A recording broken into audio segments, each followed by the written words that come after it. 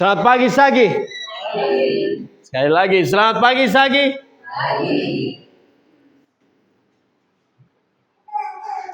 Ya nggak tahu kenapa mata saya tambah parah kayaknya. Jadi pakai kacamata lagi deh. Minggu 11 November 2025, teman-teman. Hari ini. Firman Tuhan hari ini saya beri judul I was blind, now I see. Oke. Siap terima sesuatu yang baru dari Tuhan hari ini? Coba tanya kanan kirinya, apa mereka siap nggak?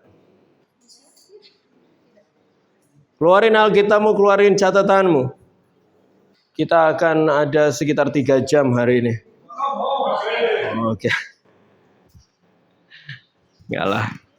Oke, saya mulai dari ayat pertama. Hari ini saya mulai dari ayat yang pertama juga di dalam Alkitab, kitab Kejadian 1.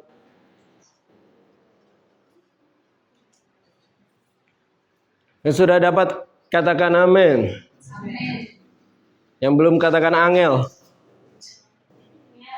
Angel Pak. Ya.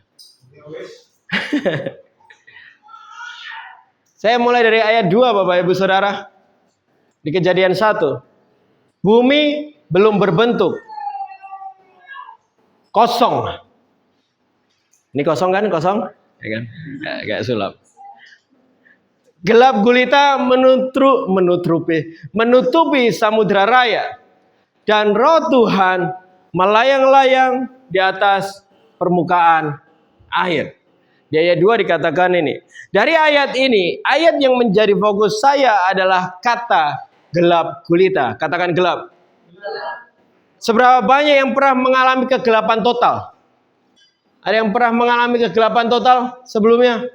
Kayak bener-bener nggak ada listrik sama sekali.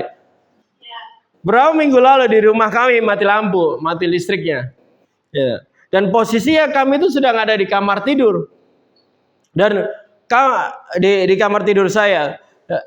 Dan di kamar tidur saya itu nggak ada sumber lampu lain selain lampu ini. Gitu. Dari jendelanya tuh nggak ada karena mepet tembok tetangga, nggak benar-benar ada. Dan tiba-tiba benar-benar tuh mati. Kami semua ada di satu ruangan itu. Syama langsung teriak, "Papa!" Saya bilang, "Syama, I'm here." Dia jawab, "I cannot see you." Padahal saya nggak sampai 1 meter di sampingnya. Padahal saya segede ini loh, tetap nggak bisa kelihatan gitu. Di dalam kegelapan total Bapak Ibu Saudara, tidak ada satupun bentuk yang dapat terlihat. Nggak ada. Pahami Bapak Ibu Saudara, yang sedang saya bicarakan adalah kegelapan. Katakan kegelapan. Bukan hitam.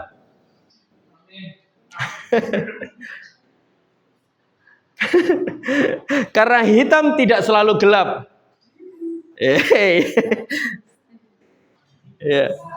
Bahkan sesungguhnya kadang kita butuh cahaya, butuh terang untuk tahu itu hitam atau bukan. Tetapi kegelapan, dan di dalam kegelapan itu tidak ada sesuatu pun yang kita bisa lihat. Pahami Bapak Ibu Saudara yang sampai mana ini Pak? Balik lagi padahal. Sehingga saya juga berpikir mungkin bumi dikatakan di sini belum berbentuk karena memang hanya kegelapan yang melingkupinya. Jadi nggak kelihatan bentuk sebenarnya. Karena di dalam kegelapan ya tadi kita nggak bisa lihat bentuk apapun, betul? Nggak ada. Coba bayangkan pertanyaan ini atau pernyataan ini. Apa kira-kira yang dibayangkan oleh orang yang buta sejak lahir kalau ada orang lain yang bilang, "Wah, itu motornya bagus banget." Orang yang buta sejak lahir loh. Mereka tidak tahu apa yang harus mereka bayangkan. Karena mereka melihat aja belum pernah. Wujud aslinya tidak pernah sama sekali tersimpan di pikirannya. Bentuknya seperti apa juga mereka tidak pernah lihat. Yang mereka lihat begitu lahir adalah kegelapan. Ini menunjukkan bahwa kegelapan juga dapat membentuk bagaimana kita berpikir dan menilai sesuatu. Saya pernah mencoba untuk menjelaskan sesuatu ke orang yang belum pernah lihat tentang apa yang saya sedang bicarakan. Itu benar-benar sulit-sulit banget. Ya, kadang orang tetap jawab, ya. Tapi saya tahu mereka pasti nggak benar-benar ngerti apa yang sebenarnya sedang saya katakan, yang pernah saya lihat. Tetapi begitu saya lihatkan fotonya, oh itu tuh, ya gitu. Kemarin Jumat kita liatin foto terus keliling gitu apa. Ya itu.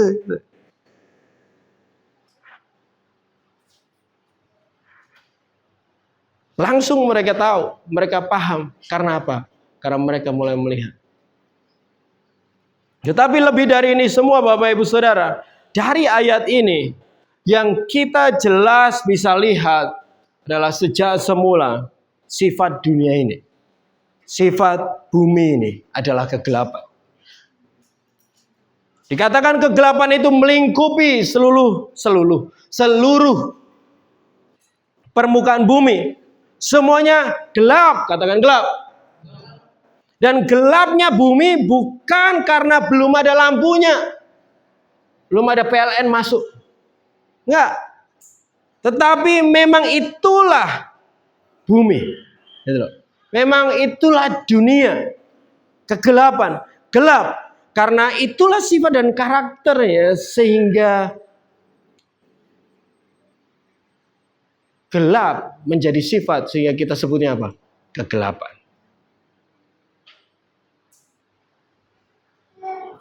Tuhan tahu kondisi ini.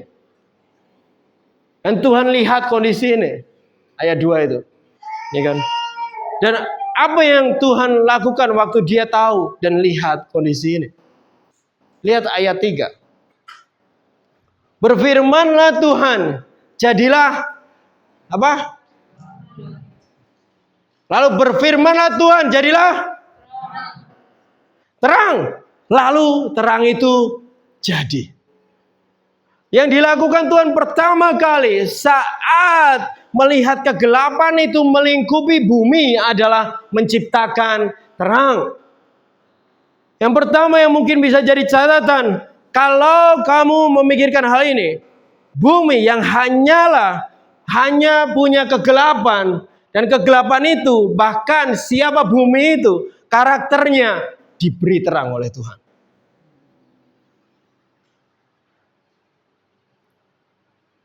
Ini bisa menjadi catatan yang pertama.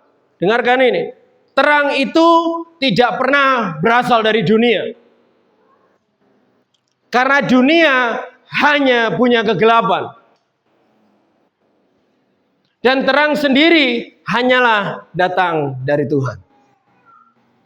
Saya ulangi lagi. Terang itu hanya diciptakan oleh Tuhan. Ada amin. Nah, tapi terang ini bukan lampu loh ya. Kalau lampu mah diciptain sama Cina. Ya kan? Ini yang lampu di atas ini diciptain sama Cina semua nih. Tapi sekali lagi saya katakan terang hanyalah dari Tuhan. Kalau tadi dari bumi hanya ada kegelapan, tetapi dari Tuhan keluarlah terang. Saya nggak tahu semua Bapak Ibu Saudara enggak.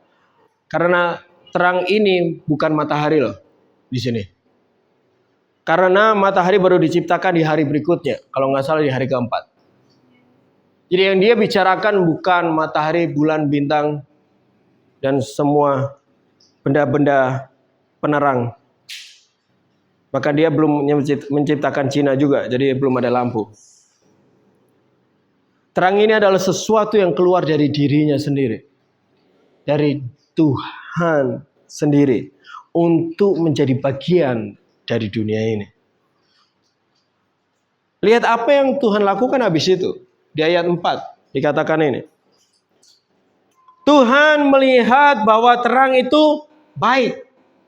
Lalu dipisahkannya lah terang itu dari gelap. Jadi dia pisahin antara terang sama gelap. Dari ayat 2 tadi kita bisa lihat kalau bumi ini adanya cuma apa? Kegelapan. Dan akhirnya Tuhan ciptain tuh terang. Agar apa? Agar bumi tidak hanya punya kegelapan, tetapi juga ada terang. Dan Tuhan memisahkan antara terang dan gelap. Sehingga di titik ini bumi punya dua, terang dan gelap. Gelap ini aslinya dari bumi, terang ini aslinya dari Tuhan.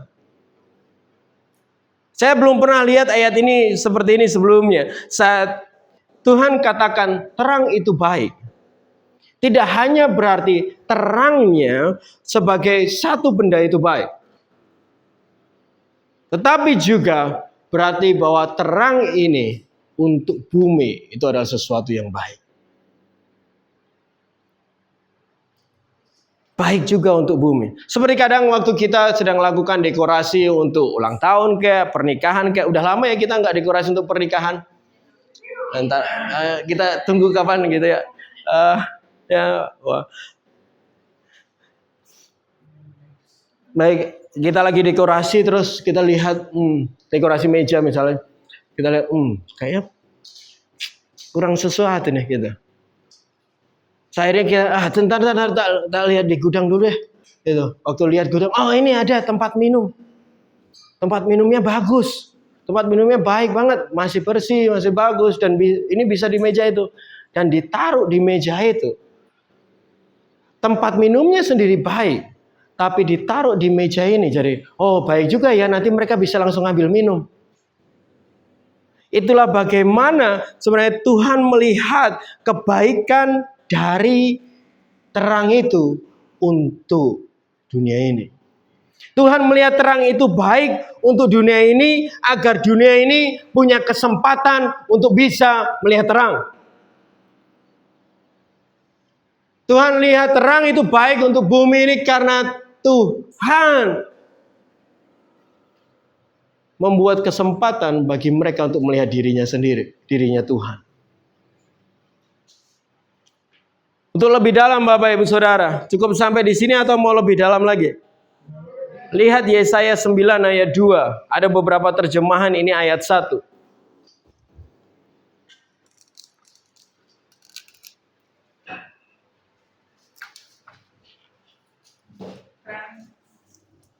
Kata kuncinya bangsa di situ. Bangsa yang berjalan di dalam kegelapan telah melihat terang yang besar. Mereka yang diam di negeri kekelaman, atasnya terang telah bersinar. Tuhan menciptakan terang tidak untuk membuat dunia ini bisa terlihat, Bapak Ibu Saudara. Kalau Tuhan cuma butuh cahaya untuk melihat bumi, pasti pertama mungkin dia akan ciptakan benda-benda terang itu pertama kali. Tapi bukan itu tujuan Tuhan. Tuhan melihat bagaimana kegelapan, hanya kegelapan. Cuma kegelapan yang melingkupi bumi. Dunia ini cuma punya itu. Gak punya opsi lain untuk mereka bisa punya harapan yang lain. Melihat bagaimana Tuhan itu. Sehingga Tuhan menciptakan terang yang keluar dari dirinya sendiri. Yang adalah siapa dia. Agar dunia ini punya akses, punya opsi untuk bisa lihat terang itu. Untuk dunia punya kesempatan untuk melihat siapa Tuhan itu. Karena terang itu dari dirinya sendiri. Karena terang itu ada di dunia. Sehingga ada kesempatan untuk dunia menjadi bagian dari terang. Tetapi ternyata tidak semua apa yang ada di dunia ini bisa otomatis jadi bagian dari terang. Kebanyakan kita dibesarkan dengan istilah, kamu adalah terang dunia. Kamu adalah terang dunia, ya kan? Kebanyakan kita dibesarkan dengan statement itu. Perkataan ini benar karena itu ayat dari Alkitab, tetapi ini seakan-akan asal kamu beragama Kristen, pasti kamu adalah terang dunia. Saya katakan tidak, semua orang yang beragama Kristen adalah terang dunia.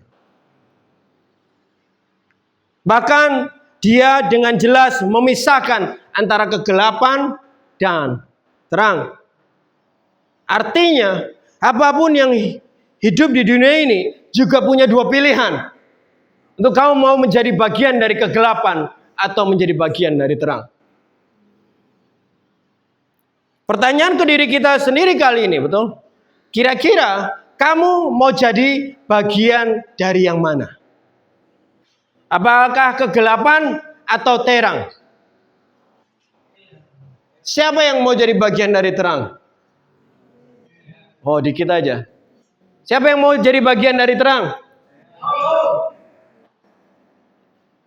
Jadi Bapak Ibu Saudara, sejak awal dunia ini gelap. Tetapi Tuhan tidak membiarkan gitu aja. Dia menciptakan terang, dan terang itu bukan cahaya biasa, tapi yang berasal dari dirinya. Mari kita ke Kolose.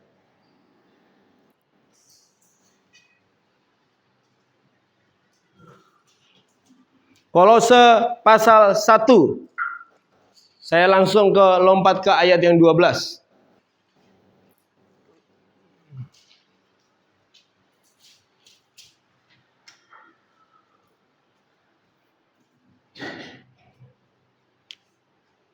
Dan mengucap syukur dengan sukacita kepada Bapa yang melayakkan kamu untuk mendapat bagian dari apa yang ditentukan untuk orang-orang kudus di dalam kerajaan terang. Terjemahan bahasa Indonesia agak berbelit, ada beberapa terjemahan yang lebih enak untuk dibaca. Dari ayat ini kita bisa lihat bagaimana cara Paulus memandang terang dan kerajaannya. Tuhan membuat terang itu tersedia di dunia ini, tetapi tidak semua orang itu langsung menjadi terang. Ada di Alkitab saya disebut dilayakkan. Alias seseorang lain itu harus membuat orang lain itu layak untuk masuk menjadi bagian dari sesuatu atau terang itu. Pertama, dilayakkan itu tidak pernah bicara tentang melayakkan diri sendiri. Nggak ada kita merasa, wah aku layak kok. Nggak pernah diri sendiri harus layak. Dilayakkan berarti itu sebenarnya seperti seseorang yang memberikan pengakuan terhadap orang lain atau memberikan izin.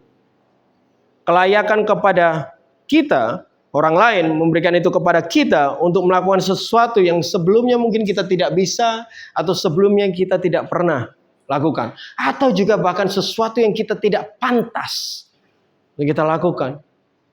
Di dalam pekerjaan, contohnya seorang karyawan bisa menjadi layak atau dilayakkan untuk naik jabatan karena bosnya menilai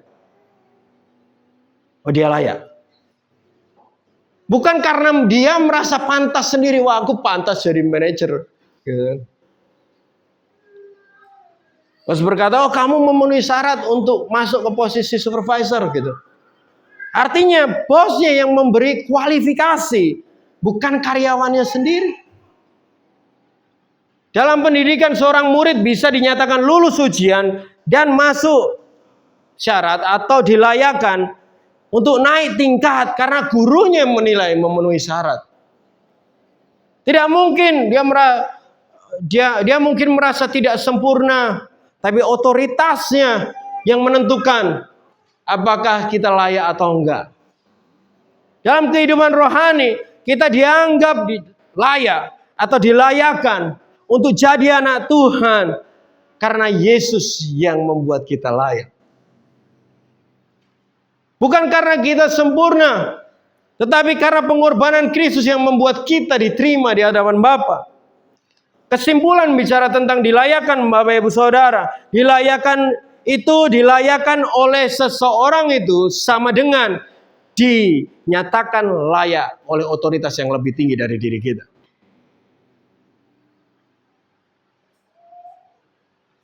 Maka dari itu saya katakan tadi, tidak otomatis saat kau beragama Kristen dan kau mengaku aku adalah terang dunia. Tuhan yang melihat hal itu. Ada proses di mana Tuhan melayakkan kita untuk menjadi bagian dari terangnya. Sehingga kita bisa jadi terang bagi dunia ini. Bisa jadi terang akan dunia ini yang masih ada dalam kegelapan. Nah jadinya akhirnya karena Kolose ini muncullah pertanyaan, gimana proses Tuhan ngelayain kita untuk kita jadi bagian dari terang? Kira-kira gimana Tuhan membuat kita jadi bagian dari terang itu? Kita ke Yohanes 1 ayat 4-5.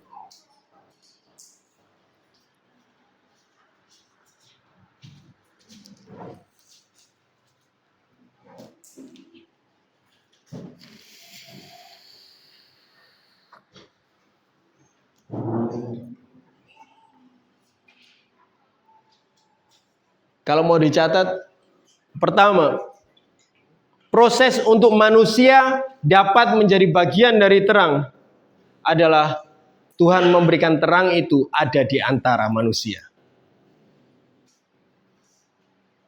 Katakan ayat 4, dalam Dia ada hidup dan hidup itu adalah terang manusia. Terang itu bercahaya di dalam kegelapan dan kegelapan itu tidak menguasainya.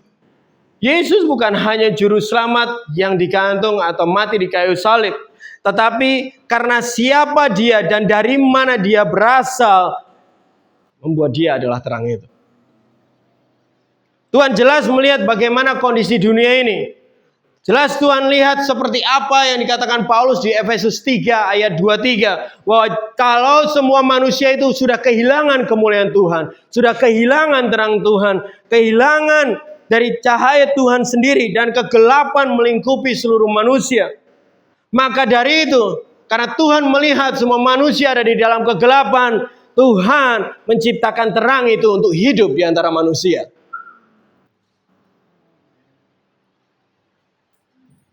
Bisa mengerti sampai sini? Kita ke pasal yang lebih banyak di Yohanes 9 ayat 39.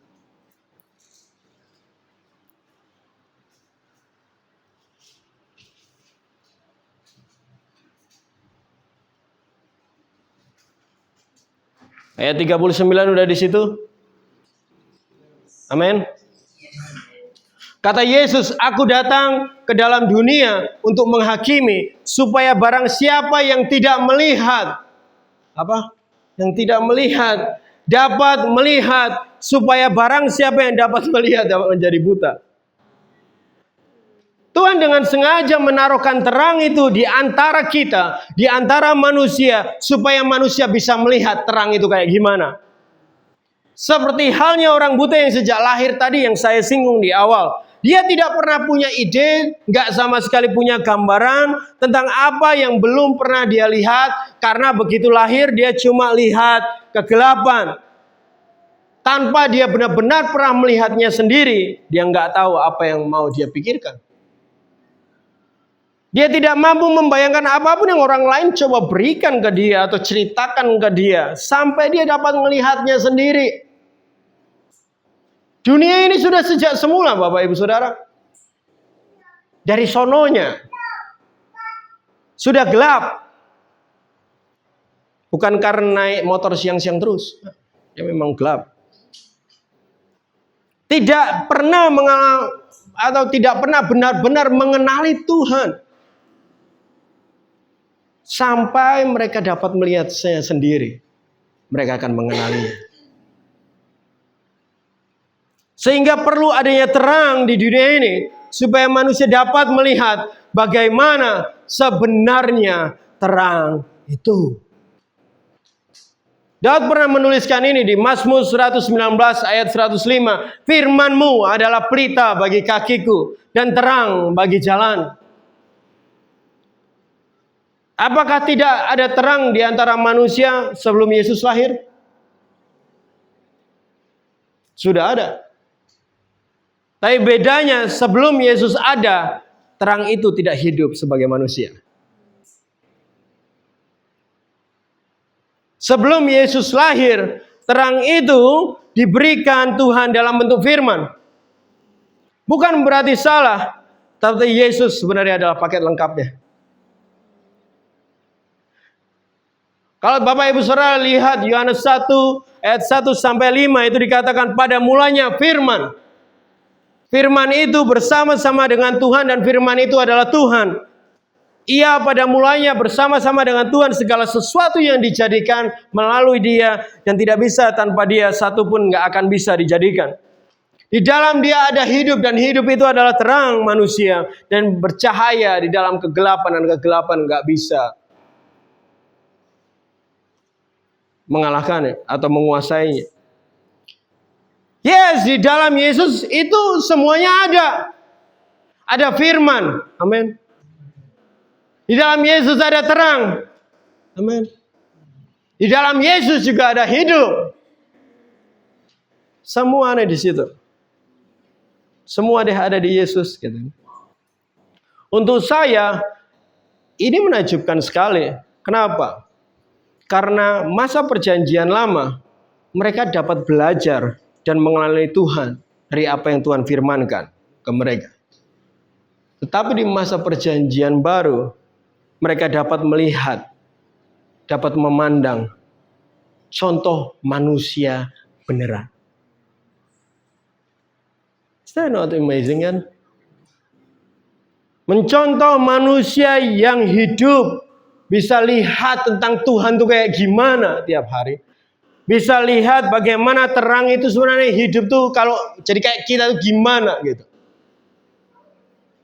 Sekali lagi saya katakan Tuhan menaruh terang yang hidup di antara manusia supaya manusia dapat melihat terang itu. Melihat sebenarnya seperti apa terang itu.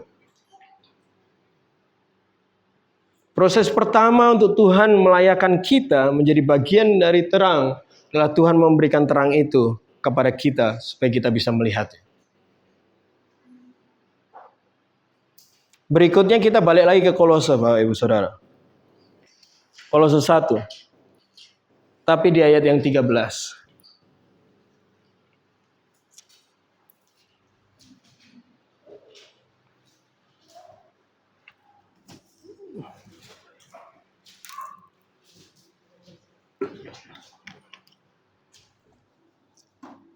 Dikatakan, Dia Tuhan kita tidak hanya, tadi saya katakan, tidak hanya memberikan terang itu untuk hidup di antara kita, tetapi terang itu akan membebaskan dan kita dari kegelapan. Dikatakan di sini ayat 13, Ia telah melepaskan kita dari kuasa kegelapan dan memindahkan kita ke dalam kerajaan anaknya yang kekasih. Tahu nggak? Hanya dengan terang itu ada di antara manusia aja sudah dapat memberikan peluang untuk manusia keluar dari kegelapan. Untuk hari Jumat kemarin yang ikut ke playground, bagus nggak playgroundnya? Bagus? Cuma nggak banyak ya yang ikut. Bagus? Seminggu sebelumnya saya keluarga tuh ke sana. Playground itu kan dibagi beberapa section gitu, beberapa tempat. Satu areanya luas sekali. Ada yang di atas, ada yang di bawah, gitu. Bawah yang lebih lebar, ada yang di samping, gitu. Ada juga di bawahnya lagi ada yang ada kolam renangnya.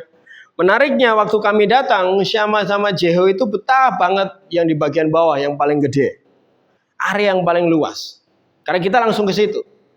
Satu titik saya katakan, Syama Jeho, ayo kita ke atas sana yang di samping. Tapi mereka nggak mau. Mereka masih asik main di situ. Beberapa saat kemudian saya bilang lagi, Syama Jeho, yuk lihat di sana ada apa. Yang tadi pertanyaan saya adalah, yuk kita ke sana. Yang ini aku bilang kita lihat yuk, di sana ada apa. Kami ke sana deh, terus mereka lihat. Wah, Papa, can I play here? Langsung berubah. Mereka mulai main di playground di section yang berbeda ya. Karena mereka sudah melihatnya. Ternyata mereka kira playgroundnya itu ya cuma di bawah itu. Karena mereka main lebih lama di situ. Atau juga mereka nggak tahu kalau beneran ada playground yang lain. Mereka tidak tahu kalau ada pilihan yang lebih baik. Karena yang satunya itu ada tudungnya juga. Pertama bayangkan, kalau tidak ada section lain, atau dia tidak pernah tahu, atau saya juga nggak pernah tahu ada section lain, kita bertahan di satu section yang kecil itu terus. Di bawah itu terus. Tapi juga kedua, tanpa mereka melihat background yang satunya itu, yang satunya tidak akan pernah menjadi opsi dalam hidup mereka. Dan mereka tidak akan keluar dari playground yang pertama. Inilah bagaimana kegelapan dapat membuat kita bertahan di dalam. Tetapi juga inilah kenapa akhirnya kelahiran Yesus sangat penting. Karena di dalam Yesus, dari Yesuslah dan melalui Dialah manusia dapat melihat pengharapan untuk keluar dari kegelapan itu. Di dalam dan Yesuslah terang itu. Halakah itu di dalam Yesus. Bangsa yang tadinya mereka hanya tahu, yang mereka bisa pandang hanyalah kegelapan. Bangsa yang tinggal sepenuhnya di dalam kegelapan dapat melihat terang dan mulai berjalan ke terang itu. Bangsa yang tadinya buta tinggal di dalam kegelapan terus dapat melihat karena terang itu ada. Itulah kenapa Yesus penting banget untuk lahir. Lihat di Yesaya 35 ayat 4 sampai 5.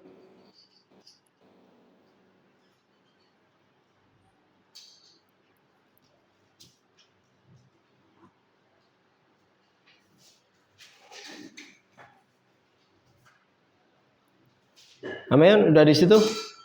Yang sudah di situ katakan amin.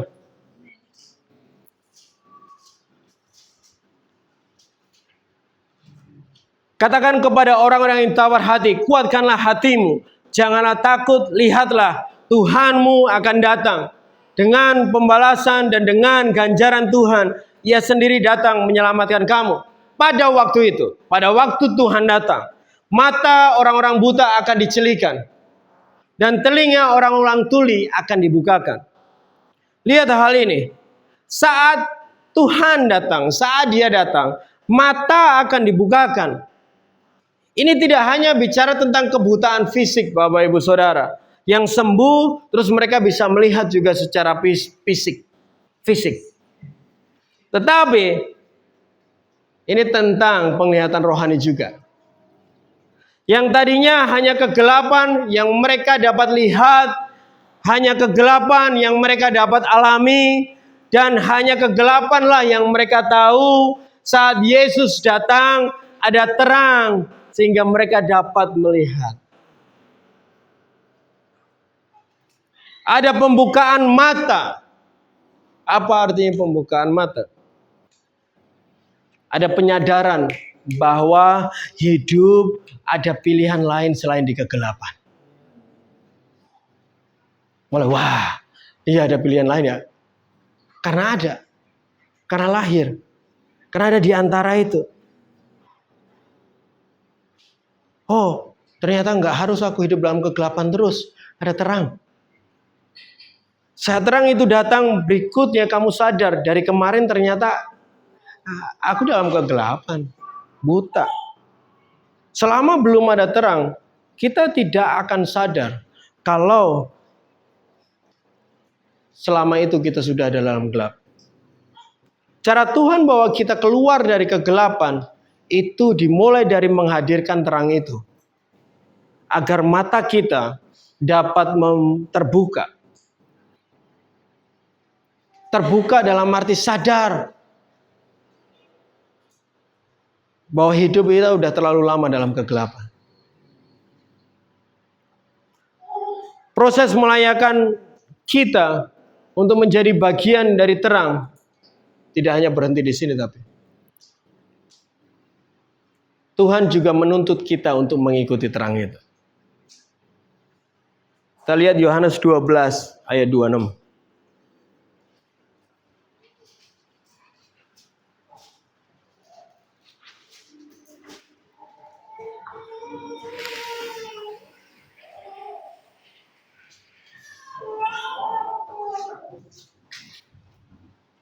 Yang sudah dapat katakan amin. Barang siapa melayani aku, ia harus apa di situ? Mengikut aku. Dan di mana aku berada, di situ pelayanku akan berada. Barang siapa melayani aku, ia akan bahkan dihormati oleh Bapa. Ini rimanya enak ini, Pet. Tuhan tidak hanya membuat terang itu tersedia untuk manusia. Proses untuk kita menjadi terang, kita juga harus memilih untuk mengikuti terang itu. Beberapa hari lalu Wilson memutuskan untuk ikut saya ke kafe untuk foto kebutuhan konten royal. Dia mau berada di mana saya ada di kafe itu. Ya kan? Sehingga apa yang dia harus lakukan? Sebelum jam kami pergi, dia udah siap-siap. Waktu saya mulai persiapan barang di dalam studio, dia ikut, ya kan. Waktu saya balik lagi ke kantor, ke meja saya, dia balik lagi gitu. Kita siapin. Saya mulai keluar ke parkiran, dia ikut juga ke parkiran. Ya. Saya mulai pasang helm, dia ikut pasang helm. Ya. Saya mulai naik motor, dia ikut juga naik motor. Ya. Waktu saya lewat jalan Palagan terus ke utara, dia juga lewat jalan Palagan terus ke utara. Akhirnya di kafe mana saya berada, dia ada. Di situ juga. Untuk Wilson bisa ada di mana saya berada, dia perlu mengikuti setiap langkah saya dan bahkan sebelum saya sampai ke kafe itu. Kamu tidak akan menjadi bagian dari kerajaan terang itu yang adalah kekekalan juga. Dan ini bicara tentang hidup kekal juga. Kalau kamu tidak mulai mengikuti terang itu sejak sekarang. Puji Tuhan. Dan jelas terima kasih kepada Tuhan banget untuk Tuhan memberikan terangnya hidup di antara kita. Tetapi kita tidak akan menjadi bagian dari terang itu kalau kita tidak mulai berjalan mengikuti kemana dan di mana terang itu berada. Beberapa minggu lalu kita belajar tentang halakha. Masih ingat? Masih ingat nggak atau lupa ini jangan-jangan? Ya kan, masih lah ya. Cara hidup yang benar ditunjukkan oleh Yesus. Jelas banget bisa dilihat Tuhan membuat halakha itu tersedia untuk manusia. Tetapi juga Tuhan mau manusia ngikutinnya. Kok halawah ini manusia? Halawah. Agar tidak akan berdampak apapun ke hidupmu kalau tidak diikuti. Begitu juga dengan terang. Terang Tuhan tidak akan menjadi bagian dari hidupmu kalau terang itu tidak diikuti. Lihat Yohanes 12. Yohanes 12 ayat 36. Masih buka Alkitabnya? Sudah dapat di situ? Percayalah kepada terang itu. Selama terang itu ada padamu, supaya kamu menjadi apa? Anak-anak terang. Sesudah berkata demikian, Yesus pergi bersembunyi dari antara mereka. Dari ayat ini jelas gimana caranya kita bisa lihat. Gimana caranya kita jadi anak-anak terang? Dari ayat ini. Percaya, betul? Tapi, tahu nggak sih, percaya tanpa mengikuti sebenarnya kamu tidak percaya. Percaya dan mengikuti itu kayak satu uang logam dua sisi gitu loh. Barengan itu, sebenarnya kayak satu kesatuan. Maka Yakobus katakan iman tanpa perbuatan itu mati. Iman itu tidak ada gunanya. Kalau nggak ada perbuatannya, tidak ada bukti apa sebenarnya yang kamu percayai, tidak ada bukti apa sebenarnya iman itu. Tidak ada bukti bahwa kamu beriman kepada terang itu kalau kamu tidak mengikuti terang itu. Tapi saat kamu memilih untuk mengikuti terang itu, ayat ini katakan kamu menjadi bagian dari terangnya. Kamu jadi anak-anak terang. Inilah kenapa Tuhan katakan di ayat lain, aku tidak kenal kamu. Walaupun mereka berteriak, oh Tuhan, Tuhan, Tuhan. Dan mereka melakukan semua kegiatan rohani. Tuhan ngomong apa? Karena mereka nggak mengikuti terang itu. Tuhan adalah terang, amin. Dan dia akan mengenali kamu sebagai bagian dari kerajaannya saat kamu juga terang. Saat Tuhan menciptakan terang itu untuk ada di antara manusia, membuat manusia sekarang dapat melihat dan punya harapan untuk menjadi terang itu.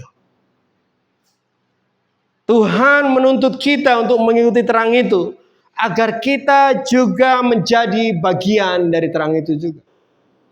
Inilah proses yang Tuhan lakukan di hidup kita, di dunia ini, untuk melayakkan kita menjadi bagian dari kerajaan terang itu. Kalau kamu menjalani proses ini dengan benar, kamu akan menjadi anak-anak terang. Itu aja sih khotbahnya.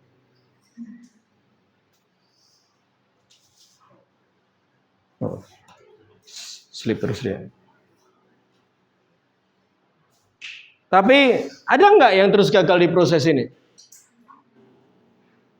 Banyak kata Manu. Ada. Kenapa? Tanya kenapa? Kita lihat kitab Yohanes. Yohanes 3 ayat 19.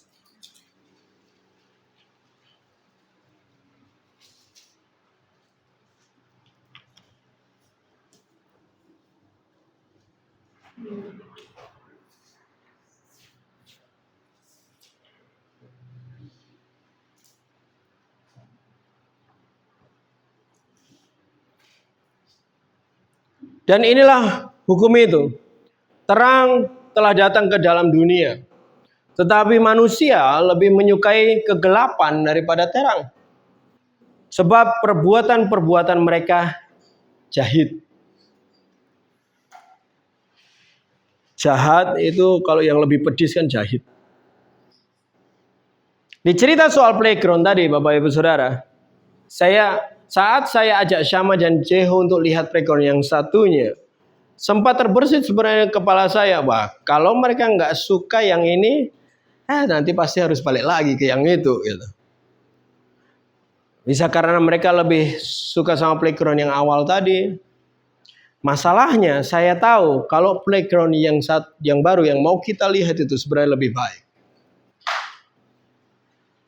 Ini sering terjadi pada kita. Catat ini baik-baik. Tuhan tidak pernah gagal di dalam rencananya. Tetapi seringnya kegagalan itu terjadi saat ada sesuatu yang manusia harus lakukan. Semua cerita di Alkitab tentang kegagalan bukan dari sisi Tuhan ya. Dari sisi manusia yang gagal untuk ada di dalam apa yang Tuhan mau lakukan. Dia membuat terangnya hidup di antara manusia. Udah keren banget kan? Luar biasa banget. Manusia hanya perlu mengikuti terang itu. Tetapi saat mereka melihat terang itu, kegelapan malah yang lebih mereka sukai. Ini yang membuat proses Tuhan untuk menjadikan manusia terang itu bisa gagal. Untuk membuat orang itu jadi terang itu bisa gagal. Dan tahu gak sih, ini yang akan membuat hidupmu juga gagal untuk jadi terang. Bukan karena terangnya yang kurang berkuasa. Bukan juga karena terangnya gak baik. Karena manusianya lebih memilih kegelapan daripada terangnya. Ini yang membuat saya mengerti bahwa kenapa seorang Kristen tidak memiliki hidup yang berdampak untuk jadi terang bagi dunia ini. Padahal terang itu sudah ada di antara kita. Ya karena mereka sudah melihat terang itu, sudah dapat menyadari, oh itulah terang. Tapi mereka tidak atau bahkan berhenti untuk mengikuti terang itu. Pertanyaannya bagaimana kita semua di ruangan ini?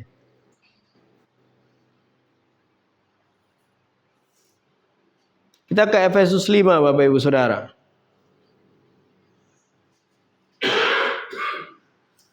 Efesus 5 ayat 8 yang sudah dapat katakan amin.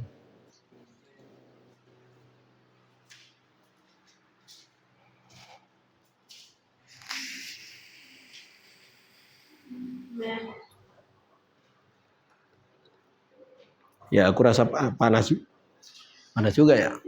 Kemudian keringatan terus.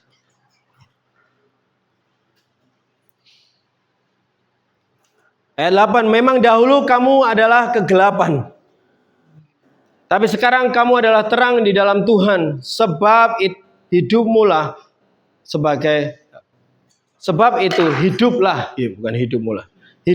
sebagai anak-anak terang. Bicara tentang mengikuti terang, akan lebih jelas kalau kita lihat pasal ini. Kalau teman-teman lihat di dalam Efesus pasal 5 ini, ada beberapa list dari perbuatan atau tindakan kehidupan sehari-hari atau kehidupan hidup gitu. Halakah jalan Tuhan, cara hidup yang Tuhan maui? Itulah yang ditunjukkan oleh terang itu. Mengikuti terang itu bicara tentang perubahan tindakan kehidupan sehari-hari kita. Di dalam apapun yang kita lakukan, pekerjaan, kuliah, sebagai seorang muda yang single, sebagai suami, sebagai istri, jadi sebagai bagian dari komunitas, saat nongkrong sama teman, saat ngerjain tugas sama teman-teman, saat jalan-jalan, semua apapun yang dilakukan pokoknya. Itulah bagaimana sebenarnya memperlihatkan apakah kita mengikuti terang atau enggak. Bagaimana kita harus hidup itu. Gitu. Diperkuat lagi Yohanes ngomong ini juga di 1 Yohanes 1 ayat 5 sampai 7. Kalau mau ke situ boleh atau saya bacakan dari sini. Katakan ini, dan inilah berita yang kami telah dengar dari Dia, yang kami sampaikan kepada kamu. Tuhan adalah terang dan di dalam Dia tidak sama sekali ada kegelapan. Jika kita katakan bahwa kita beroleh persekutuan dengan Dia, namun kita hidup di dalam kegelapan, kita berdusta dan kita tidak melakukan kebenaran. Tetapi jika kita hidup di dalam terang, sama seperti Dia ada di dalam terang, maka kita beroleh persekutuan seorang dengan yang lain. Oleh darah Yesus, anaknya itu menyucikan kita daripada segala dosa. Ayat ini salah satu ayat kesukaan saya. Karena luar biasa banget sih. Banyak pengkhotbah akan katakan cara Tuhan melayakan kita adalah dengan menyucikan kita dari dosa. Ini benar. Tetapi kurang detail aja. Karena statement ini sebenarnya, karena Yesus menyucikan kita dengan dosa dengan darahnya. Dulu saya berpikir, darahnya secara rohani akan seperti air gitu, pure. Basuh saya seperti kayak lagi mandi gitu. Bersihin dari semua kotoran gitu. Tetapi saya katakan hari ini, cara Tuhan melayakan kita dengan mencucikan kita itu dengan cara menunjukkan kepada kita bagaimana kita harus hidup kehidupan sehari-hari kita. Dengan menunjukkan kepada kita gimana seharusnya kita bertindak yang benar. Dia menyucikan kita dari tindakan yang jahat dengan cara ngajarin kita tindakan yang benar. Darahnya menyucikan kita itu tidak akan berarti apapun di hidupmu kalau kamu tidak merubah tindakanmu berdasarkan apa yang terang tunjukkan. Saya selalu katakan tidak perlu berusaha untuk berhenti melakukan apa yang tidak benar. Berusahalah untuk melakukan apa yang benar. Kamu tidak akan melakukan apa yang tidak benar. Karena cara kamu mematikan daging hanyalah hidup mengikuti roh. Ini bonus poin. Habis ini. Tapi kita belum selesai. Saya pernah mengatakan ini dalam khotbah saya yang lain, tetapi sudah lama sekali. Tapi saya rasa kita perlu katakan lagi agar Bapak Ibu Saudara mengerti apa itu terang. Saya katakan terang itu bukan perbuatan baik. Terang itu Tuhan sendiri. Terang itu adalah Yesus. Mau lihat ayatnya? Kita lihat Matius 5. Matius 5 ayat 16.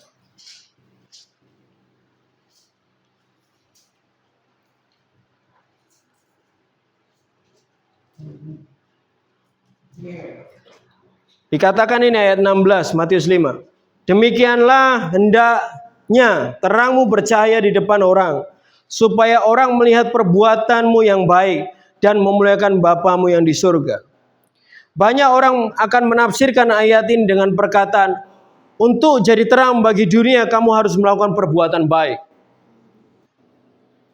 Catat hal ini, tidak semua perbuatan baik itu menunjukkan bahwa kita adalah terang.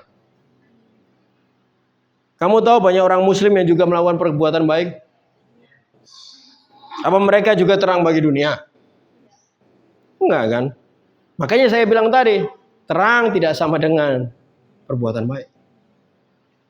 Lihat ayat ini. Biarlah terangmu bercahaya di depan orang, sehingga perbuatan baikmu itu bisa dilihat. Sehingga waktu orang itu menerima terang itu, menerima perbuatan baikmu akan dikenali karena ada terangnya. Bisa ngerti? Jadi ada terang dan ada perbuatan baik.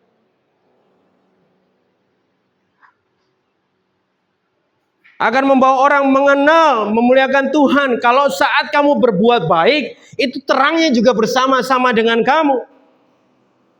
Beberapa tahun lalu ada gempa luar biasa di Jogja ini.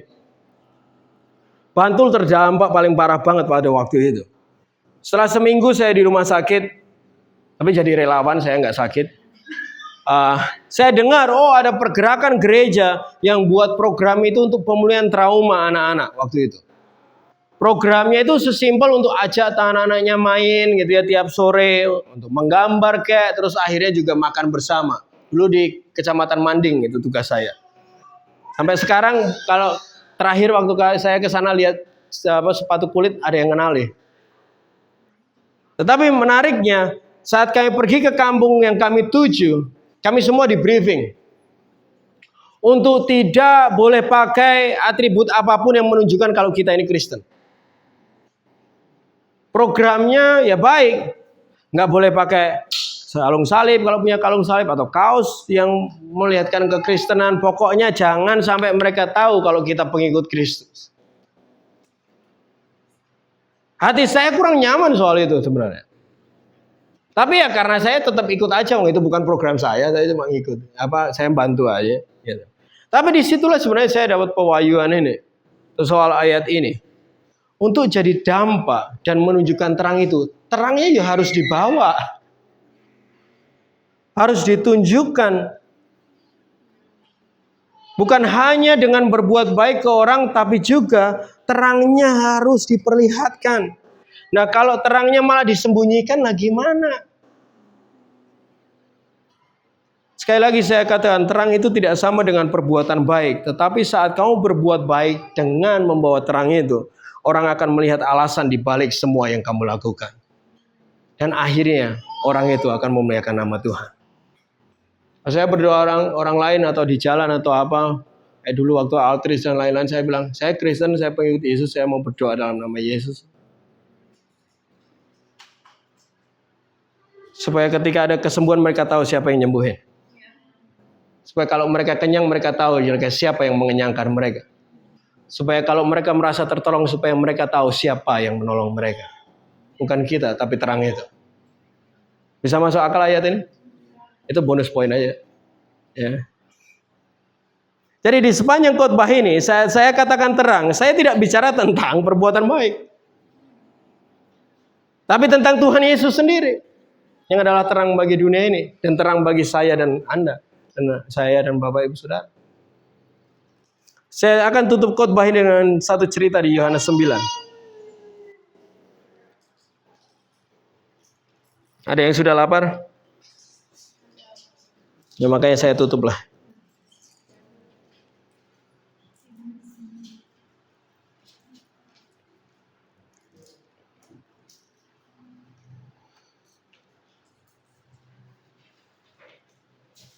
Yohanes 9 sudah di situ?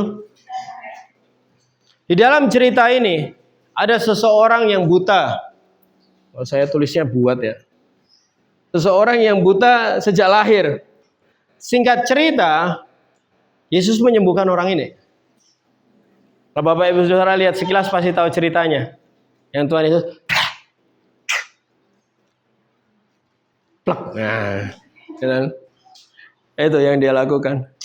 Tetapi terjadi permasalahan di situ.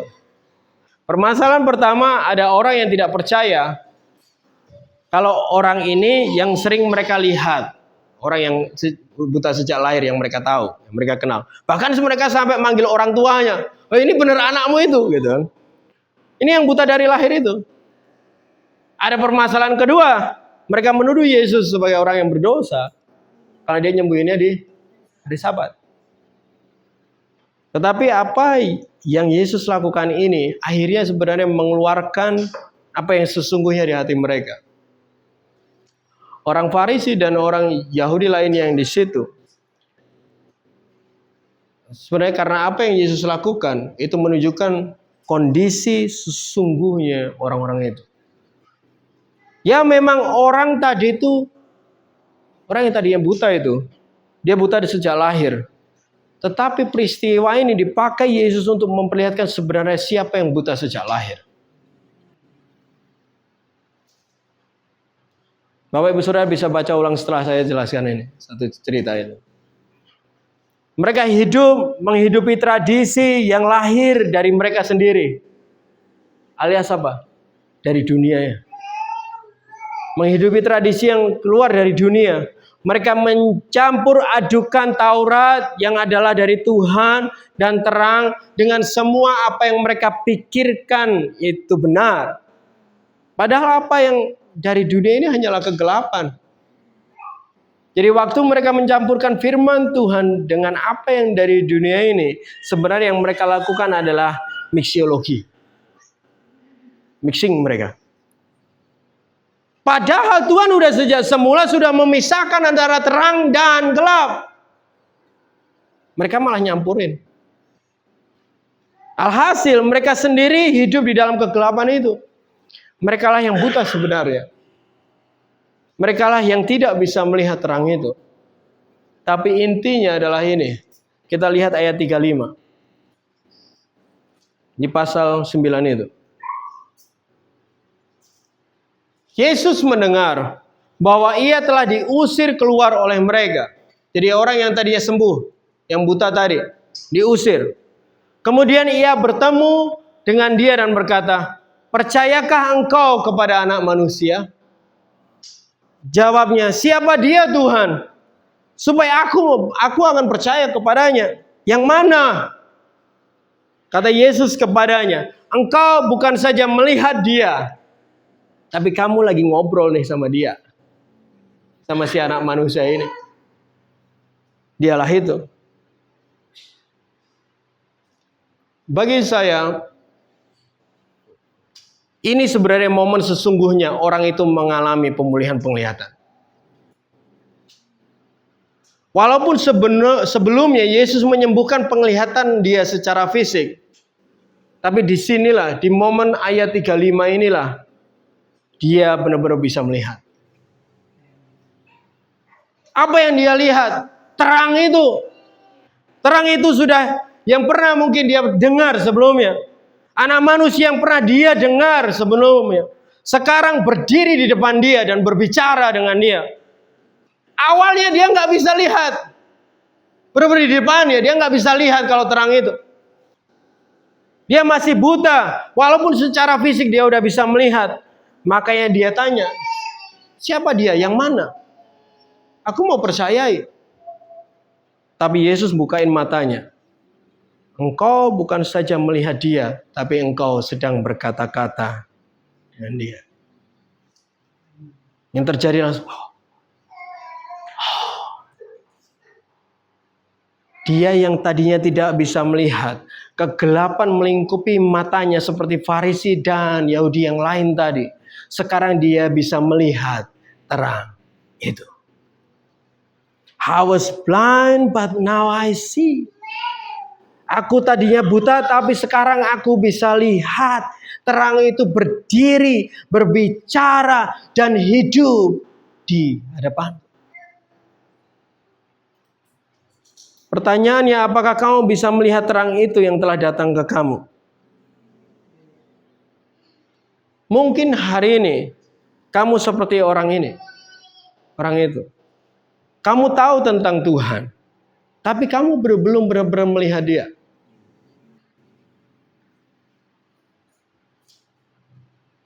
Tapi saya suka respon orang ini. Di ayat 38 dikatakan ini. Katanya, aku percaya Tuhan, lalu ia sujud menyembahnya. Yes, aku percaya Tuhan. Yes, aku mau ikut.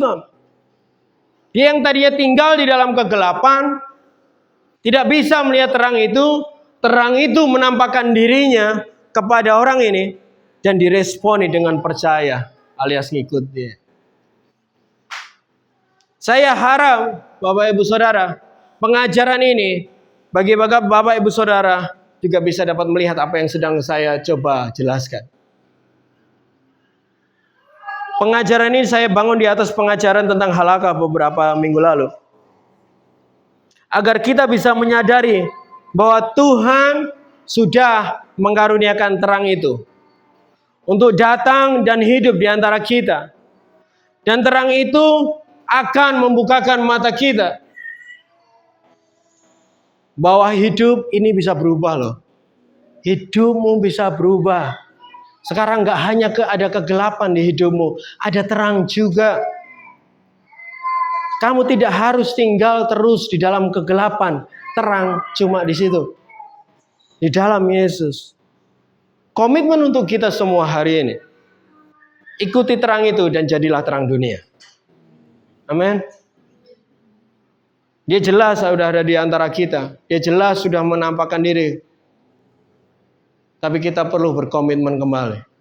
Mungkin kamu pernah mengikuti dia tapi berhenti. Mungkin kamu belum pernah mulai benar-benar mengalami dia. Saya harap saya dapat membantu Bapak Ibu Saudara untuk melihat hal ini hari ini. Sehingga kita bisa katakan, aku dulu buta, tapi aku sekarang bisa melihat. Dan aku mau ikuti. Mari kita berdoa.